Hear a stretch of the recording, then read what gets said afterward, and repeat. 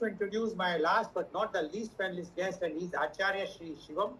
Acharya Sri Shivam is a Dean of MIT Group of Institutions. He's the Director of Spiritual, Mental Well-being and Consciousness, and he's based at Pune.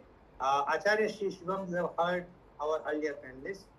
We would like to know from you your views, because you are dealing with so many students every day. Your university is so huge. I have visited myself personally that university. So we would like to know from you your views on the mental health awareness. Acharya Sri Shivam, please. Namaste and warm welcome. I'm so happy and delighted to see everyone on this beautiful platform. And today, as I am invited in this mental health awareness, so today's topic is from mental struggle to inner balance. But before I begin my today's talk, I would like to share my heartfelt gratitude to Mr. Lal Goyalji and the entire team for creating this meaningful space for mental health awareness. And we really need these kind of space to create awareness. And especially in today's world, we see so many wars happening and unprecedented time, and conversations like these are no longer optional. They are very, very necessary. So today we are more connected than ever through technology. I've never ever imagined in my life that I'm sitting in India and I'm talking to someone who's not in India. Yet many people feel deeply disconnected within themselves at the same time. So technology has improved, but what about us? So when I see students, when I meet a lot of people, I see a disconnection. And what kind of disconnection is? In Sanskrit, there is a term, manassekam, vachassekam, karmannekam, mahatma. So when your mind, body and spirit are not aligned, then there is a sense of disorientation in your whole being.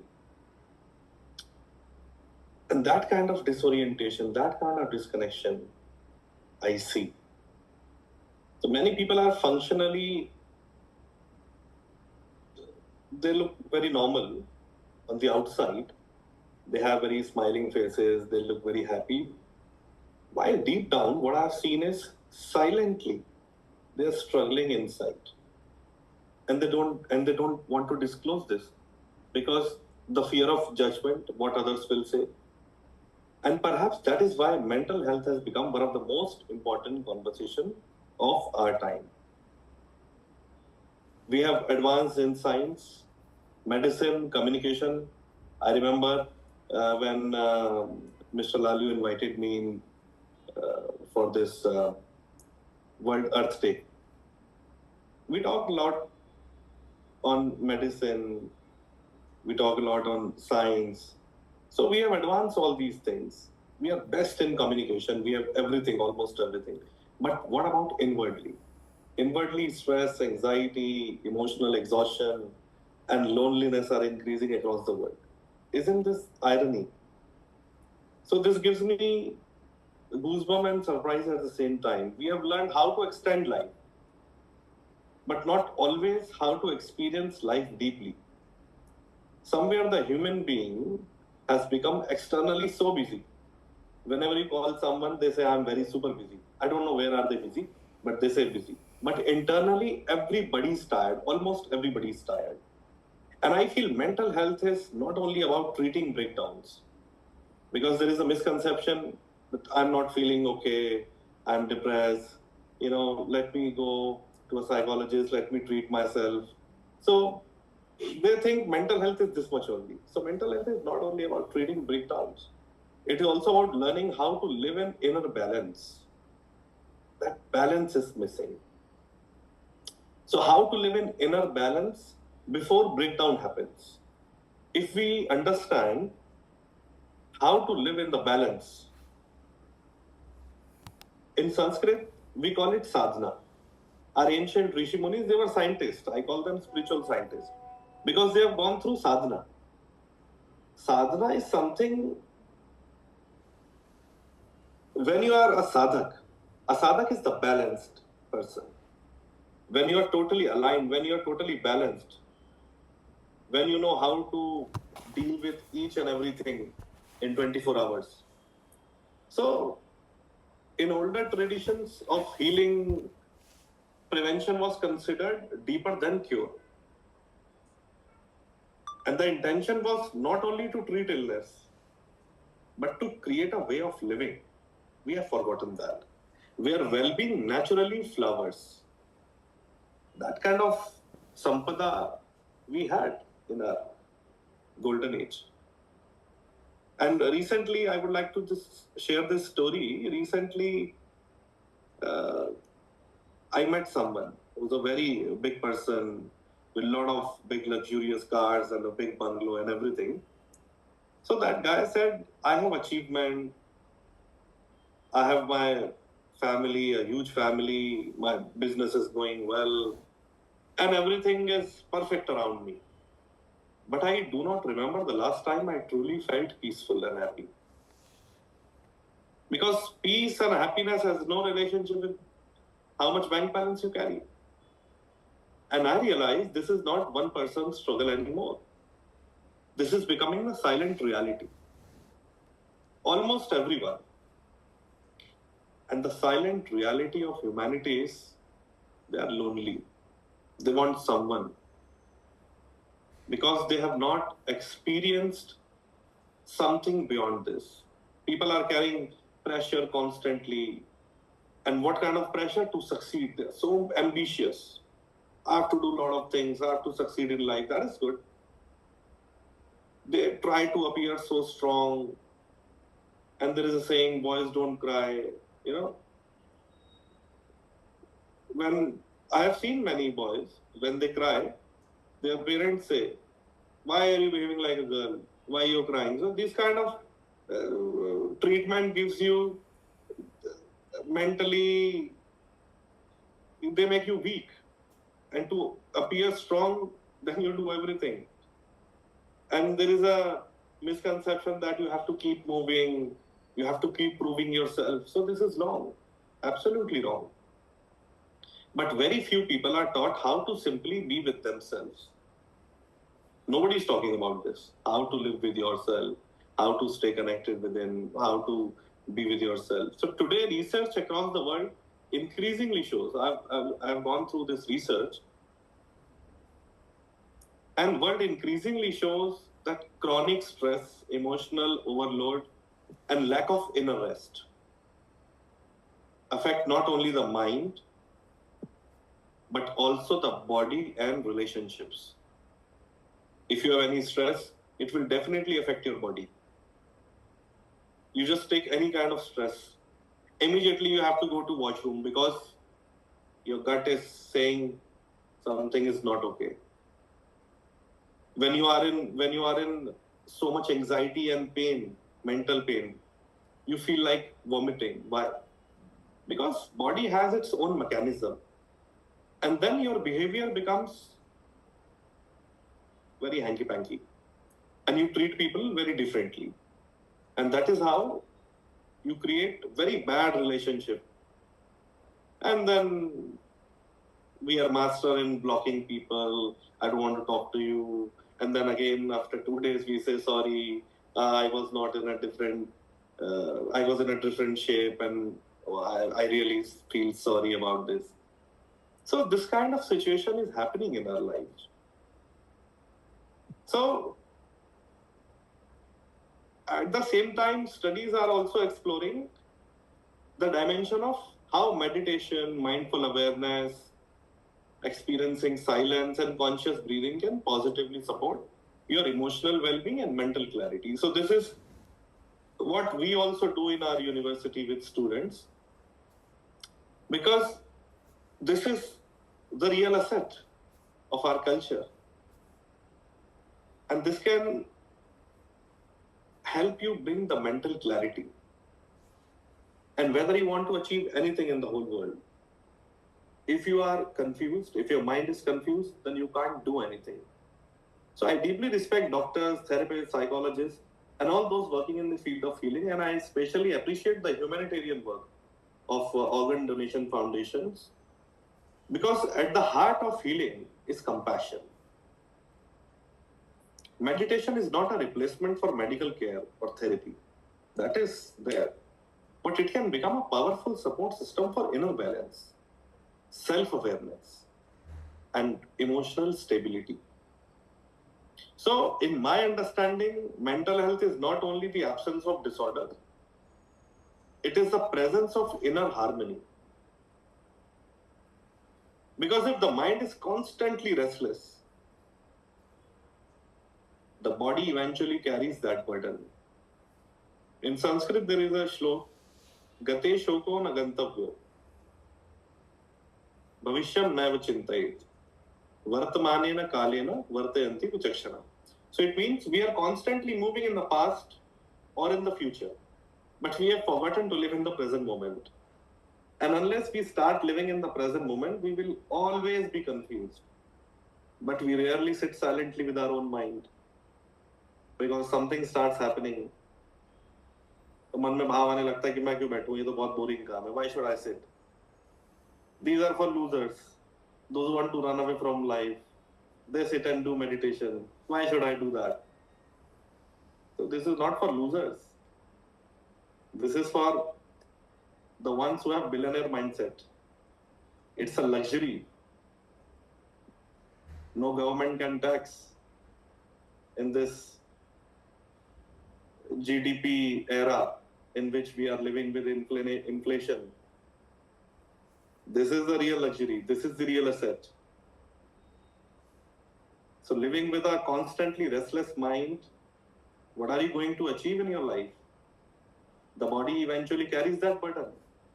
We take care of our devices. We have all the best gadgets.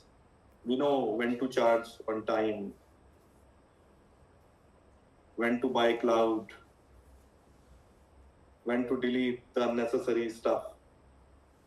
We take care of our careers. We take care of our social image. Everybody's social profile is so beautiful, no matter what they are in real life. But we rarely sit silently with our own mind.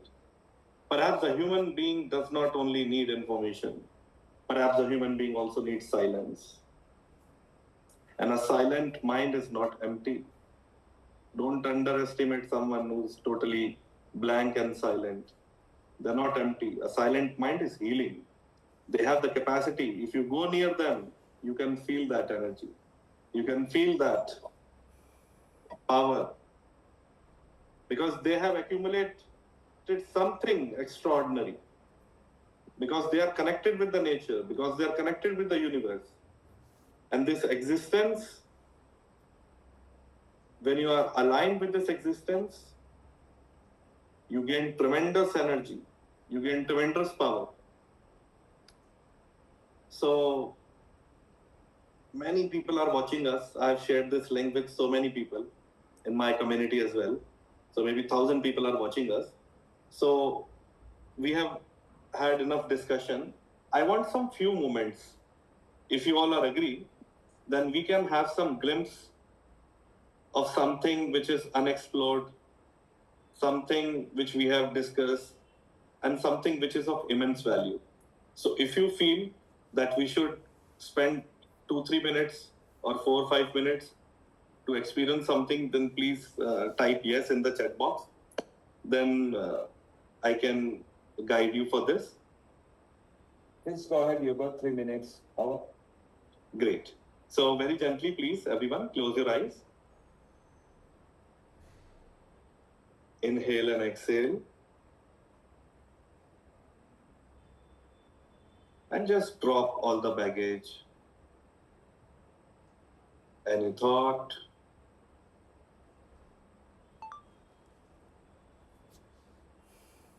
anything you have in your mind, just let go for a moment.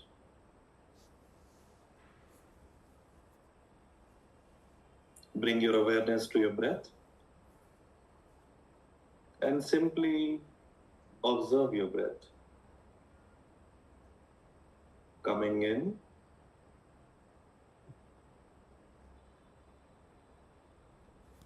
going out.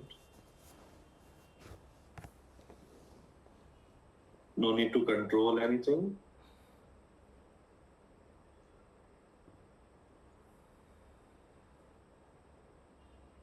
Just become one with your breath and let your mind settle.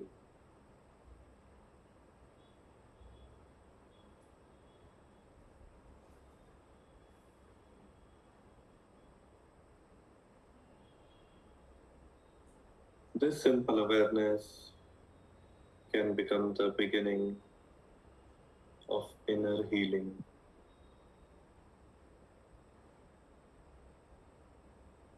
Inhale and exhale gently and deeply.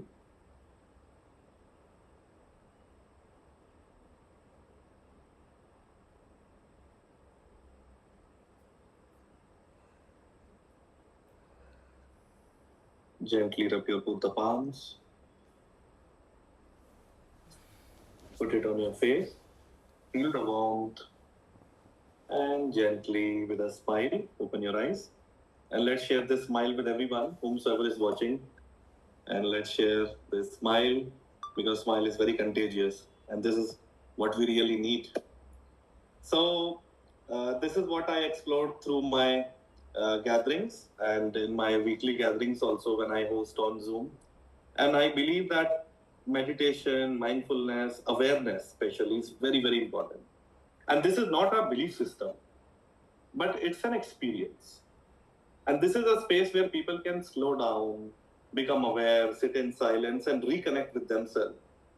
ये बहुत important है भाई. This is very important. We have to connect, because sometimes healing begins the moment we stop running from ourselves. Everybody's running. And when you ask them where you want to reach, they don't know the answer. So because the answer is here and you are searching there. So a healthy society will not be created by medicine alone. It will also be created by conscious, compassionate, and inwardly balanced human beings. So with this, I end my today's talk. And if we have 30 seconds, I would like to show some work in the form of newsletter. So please allow 30 seconds to me. And is my screen visible? Yes, it is. So this is the newsletter, the work which we have done. And recently I have written one book and this got launched. And the Zoom sessions which we do in our journey dialogues. So the topic was like every week we have a different topic. So last topic was why do we resist, what is, and then we have done Om chanting for 21 days. It gave really very nice experience. Also, we are into social cause, so we do this Bal book serving the divine activity, in which we nourish underprivileged children. Then I was invited for various Asia Economic Dialogues, Gram Sansad, and the business conference where I promoted world health and conscious leadership, how to quiet the mind, reconnect within, experience inner balance. Then on World Health Day, I was invited by Mr. Lal for the global session. It was also one of the beautiful sessions I've done. So we talked about holistic well-being, inner awareness as a foundation for health, practical ways to live consciously. And recently we did a retreat in Rishikesh with Brazilian group, and we talked about Kashmir Shaivism, one of the ancient granth of our culture, and the messages: return to self, silence without effort, connection beyond words. And then for 2 weeks I was in Malaysia, and recently I'm back to India, and it was Sadhana Shibiram in Malaysia, and it was supported by my university, and yeah. And recently I was awarded by House of Lords, London, Power Leader for Wellness Award. And all right, so this is it. And these are the testimonials, and what next? These are the programs, and if you wish to connect, so this is it. So Thank you very much, Acharya Shivam, for giving in detail about your programs, your Thank you. thoughts, and everything. I am sure today's program is quite enlightened. Now, if any questions from any of the panelists, please feel free to ask. Although time is already exceeded, but yes, I am sure that everyone is waiting. So, if any questions, Mr. Neil Kumar or Mr. Kiran? Thank you. Thank you, Rotarian Lal Goyal. Thank you for bringing wonderful guests. Thank you, Dr. Naveen. Thank you, Acharya Sri Shivam. You have obviously been here before. Thank you, Pallavi. Thank you, Rashi.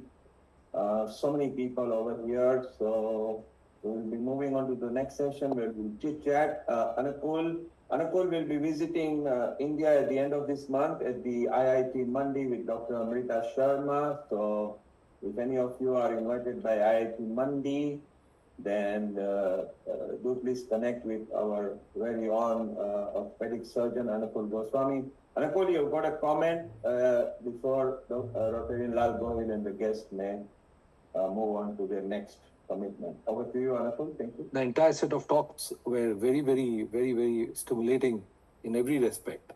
I had only 2 points to one particular question to ask, and that was about at what age should the children be taught how to control their mind? Because after all, it's a question of chitta. And to recognize the concept of chitta and how you can control is something that I would possibly, Professor Acharya should be able to tell us a little more about that. Then the question of mental fluctuation, how to recognize the mental fluctuation at the early age is something possibly that manifests itself as problems at a later stage. That's my overall thought. And whether you take it in the form of Gurukul system of education versus the current system of education, you might find a lot of change in the way the children are taught how to control their mind as opposed to the current days. So very often we are seeing the manifestation of situations where you do not know how to control your mind and thoughts, and that manifests itself as ADHD and a whole lot of other mental conditions. Requesting Acharya Shivamji to tell us. Okay. So thank you so much. So first of all, Dr. Goswami, I would like to tell that the consciousness, the chitta of children are naturally very pure. There are no so much thoughts, and they are already in the moment that they hardly have any malice thoughts. The problem is with a mature mind. So with children, I suggest age 3 to 5, when they are just beginning their academic qualification. So very basic awareness through play, like mindfulness for children, if we can do. So it should be noticing the breath in a very fun way. And then we can do some sound therapy with them. We can ask them to listen to the sounds. And with this, they can generally and naturally come into the moment. And this can help them to increase their, we can say, the awareness level. And once their awareness level increases, then feeling emotions, the next step. So first is breath, second is sound, and third is emotions. Then whenever they feel cranky, we can ask them, we can help them that just notice your emotions, how are you feeling? And naturally, this is my experiment I've done several times, they will automatically feel blank when you ask this. And then we can teach them to be in gratitude. Because this is the best stage to be in gratitude. And that's why I remember when I was in class nursery and when I was in KG and I was in transition. So our teacher taught us a prayer, which we used to do before our food, to have before our meal. And we used to pray, thanks God for giving us this beautiful meal. So these gratitude prayers really help us. And then we can ask them to close their eyes and calmly sitting for 30 seconds. So at this age, mindfulness should be a game. They should look forward for something. It should not be like, going to a monastery or going to hermitage or kind of a something. It should not be a discipline for them. Because the moment you put discipline to the child, the rebelliousness of the child flowers. So we should take care of this. Then after age 3 to 5, what we can do is from age 6 to 9, an excellent age to introduce simple mindfulness habit, SMH. In this, what we can ask students, we can teach them short breathing exercises. We can teach them box breathing techniques. We can ask them to learn PRB technique, in which pause, reflect, and breathe.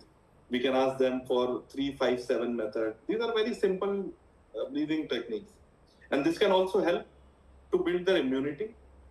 We can teach them body awareness through movements, then mindful eating, because that is the age when they learn from their parents, from their friends, from they are so much influenced with the TV stars. So they develop a tendency to watch TV and start eating. So that is the time when we should teach them how to do mindful eating. And then that is also the age where they feel a lot of anger issues, a lot of sadness, excited they become. And they ask their parents to take us to the mall, I want this gift, that gift. So what we can do is we can ask them to name everything emotionally. So with building awareness, we can help them to understand the emotions at the age of 6 to 9. And as child grows naturally, when they are coming in their teenage, they understand mindfulness more consciously. So this is very important stage because stress, comparison, my friend is richer than me, he's taller than me, he's fair, I'm black, these kind of comparison, social pressure and screen addiction nowadays. In our time, there was no phone or something. So screen age. So this began increasing. So they can learn in their teenage observing thoughts. They can start journaling, silent sitting with themselves, emotional regulations, and attention training. Because that is the right age when they have to understand where attention goes, energy flows. So this is how we can build better teenagers, and mindfulness becomes extremely valuable. And what we see nowadays, anxiety, identity confusion, emotional overwhelm at a very young age, concentration issue, they don't have focus, social media stress. So we can avoid all these issues. So we are actually working on this Gurukul system, and we have this thing in our mind. And I would love to work with this age group as well if we have something in the future. Thank you, Acharya Shivam. You can put your presentation onto the Healing Our Earth on Facebook. You are connected to me. Shivam, you had a comment. You had your hands up. Over to you for a minute or two. Yeah. So one important thing I wish to share, that why teach mindfulness to children? It's a very common question, and it is perfectly okay. So first of all, the consciousness of children are very pure. So parents should learn first, definitely, and parents should spend a lot of time with children. And parents need mindfulness badly, or rather I should say deeply, because children do not learn mainly from words, as we discussed. When you tell them do this, do that, they don't follow. They watch your actions. So first, adults have to be mindful. And if parents are anxious, angry, and children are watching, my parents are fighting, constantly stressed, so children absorb that energy silently. But at the same time, children are born with a natural awareness. So when we see a child, they laugh without reason. They laugh totally, and in that we also enjoy. When they cry totally. So there is a totality in their whole being. Whatever they are doing it with totality. When they play, they disappear into the moment completely. They're not like half here, half in the kitchen, half in the office. So a child lives in the present naturally. Then slowly society enters. Comparison begins, pressure begins, fear of failure, constant performance issues. What will happen if I am unable to do that? And the child starts losing the natural connection with themselves. So mindfulness for children, when I mentioned, is not about forcing meditation on them. We cannot do that. It is about protecting their natural intelligence, their sensitivity, their ability to be in the moment. And definitely, parents must walk that journey too. Because a conscious parent, we call it conscious parenting. We do sessions on this as well. Conscious parenting, that creates a conscious environment. And that is what we are doing in our community. So perhaps the real need today is not only educated children. We have enough. and everybody's moving to US, Canada, there. Nobody wants to be in India. We all have seen that. So perhaps the real need today is not only educated children, but emotionally balanced human beings. That balance must begin both the child and with the adults raising the child. So we are working on this mission, and that's what I said. We do weekly gatherings on different topics like how to deal with failures, how to be in the present moment, how to embrace what life it is rather than what it should be. So these kind of topics I take, and I'm very thankful for this opportunity that we can actually share these kind of perspectives, and many people are listening to this. So, thank you. Now I would like to ask a question to us. What is your comment on that? Over to you, Shivam, for a minute or two. Yeah, thank you. So, few minutes ago, you asked this question about the quantum problem. So, I would like to say the quantum problem exists only for the mind that wants to grasp reality through concepts. So, as we grow, as we study maths, then we study life's maths, we are so habitual to solve puzzles, but reality is not a puzzle to be solved. So our ancient Granth, if you have heard about Ashtavakra Gita. So in this, Ashtavakra says the observer himself is the illusion. So you ask, is it a problem or a solution? So the moment you divide existence into problem and solution, duality is born. But the truth is, the waves rise. We have seen the ocean. So the wave rises, the wave falls, the ocean remains untouched. Exactly the same analogy for our mind. Thoughts seek answers, intellect seeks certainty, but awareness is simply witnessing everything. And this is what our ancient Upanishads are saying. When they say athato bhakti jigyasa, when they say ekam sat, vipra bahuda vadanti. So the quantum world appears mysterious because the mind itself is unstable. The moment we know the witness, and the need to solve existence disappears. Because ultimately life is Advait. Life is one. Everything is one. But the fragmentation of mind creates duality. The fragmentation of the mind says, I am different from you. You are different from me. Because we see from a different space. We operate from the mind, and the mind says, he is good, he is bad, he is ugly, he is rich, he is poor, he is this, he is that. Always mind is in a comparison mode. But in reality, when we see the true nature, the nature of our own existence, Sat Chit Anand, existence, consciousness and bliss, the Chitta Shakti, when we experience that Chitta Shakti, we see the Chidakash. Chidakash simply means the vast, expansive consciousness. That itself is everything, that only exists. And that's why those who have experienced the godliness, not God, those who have experienced the godliness, they have said that which is. They have not given any name. Because the moment you give the name, you are bound to operate from the duality mindset. So, when you experience that non-dual state, the problem exists and you are the witness. You are seeing everything, how everything is emerging. And deep down in the ocean, there is a pure silence. So from that space of silence, when you see every ripples, it is just appearing and automatically dissolves on its own. So we are the pratibimb of everything. We are the reflection of everything. If I see bad in you, it simply means there is one quality of mine which I am seeing through your lens, through you. You are the medium. you are the one who's helping me trigger to see that quality of mind.